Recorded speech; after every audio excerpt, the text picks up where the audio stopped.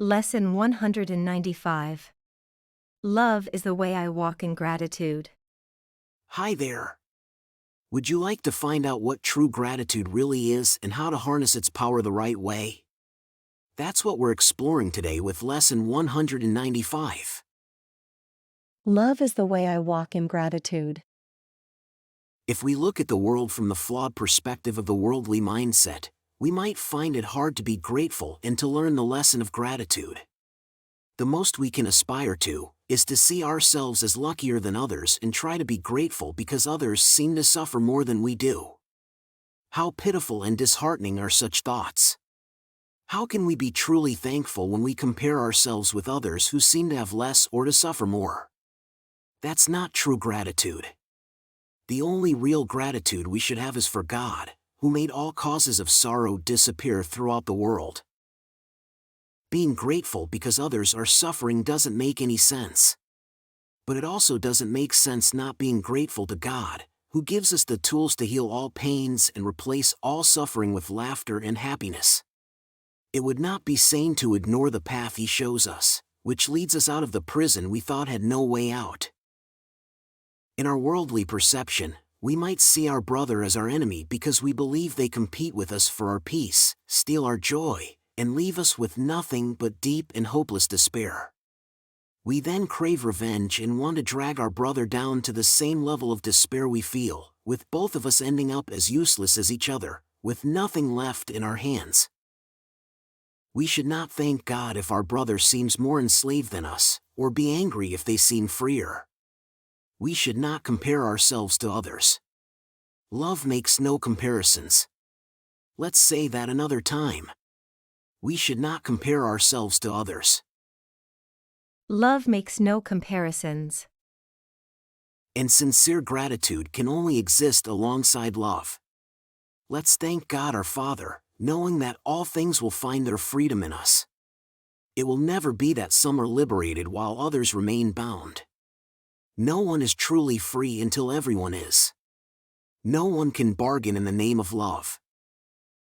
So, let's give thanks, but truly mean it. Let our gratitude include everyone who seeks freedom, the sick, the weak, the needy, the scared, those who grieve, who are cold, hungry, or walk the path of hatred and death. They all journey with us. Let's not compare ourselves to them, as this separates them from our awareness of the unity that we all share together. In other words, if we are all one, should we be thankful if someone is less than we have? Or is less lucky than we are? And should we feel envy if they have more than we have or are luckier than we are? Let's be grateful to our Father for one thing alone, that we are all connected, that we are not separate from any living thing, that we are all one with God and one another. Nothing can reduce our wholeness or alter our mission to complete the one who is completion Himself. Let's be grateful for all living things, otherwise, we are thanking nothing, and failing to recognize the gifts God has given us. Then, let our brothers rest their tired heads on our shoulders for a while. We are grateful for them. If we can guide them to the peace we seek, then the path opens at last to us. An ancient door swings open again, a long-forgotten word rings in our memory, becoming clearer as we open ourselves once more to hear. Let's walk in gratitude the way of love. Hatred is forgotten when we put comparisons aside. Without these comparisons, what else stands in the way of peace? We no longer fear God and we forgive without comparing.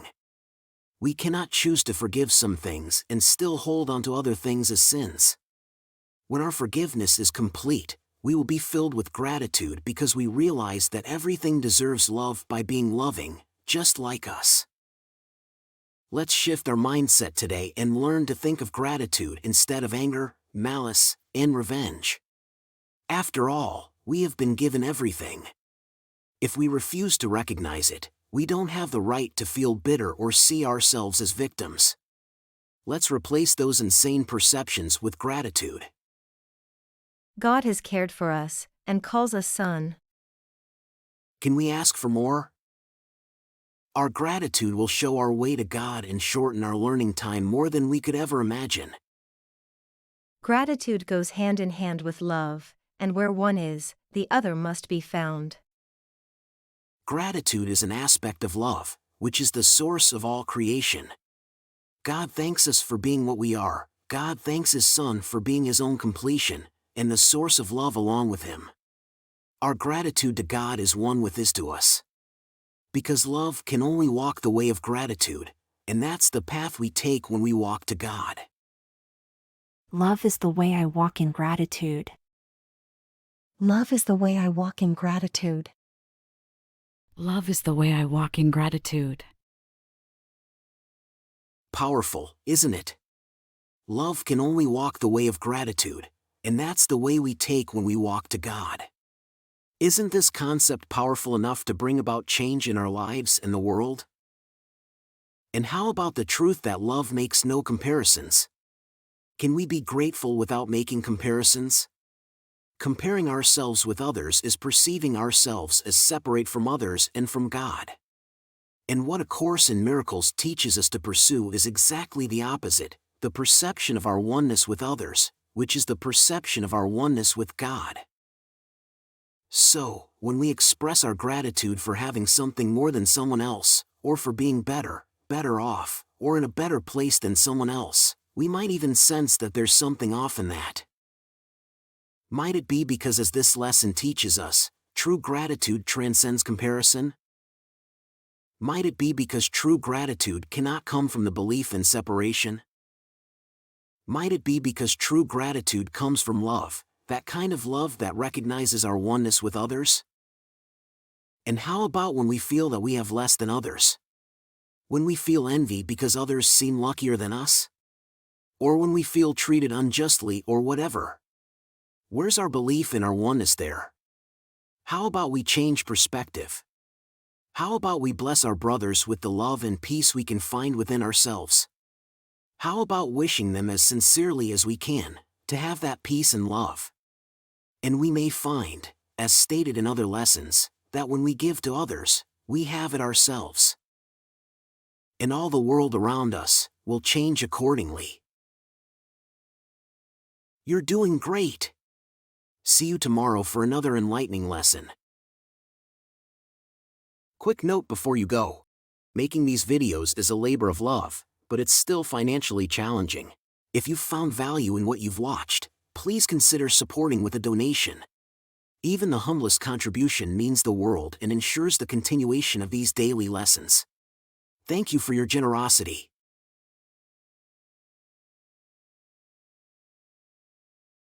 Did you enjoy the video and find it helpful? Please give it a like and leave a comment. And don't forget to subscribe and hit the notification bell. We have a new lesson every day. And if you've been with us for a while, please consider supporting the channel. There's a lot of love behind these videos. Check out the video description for more details.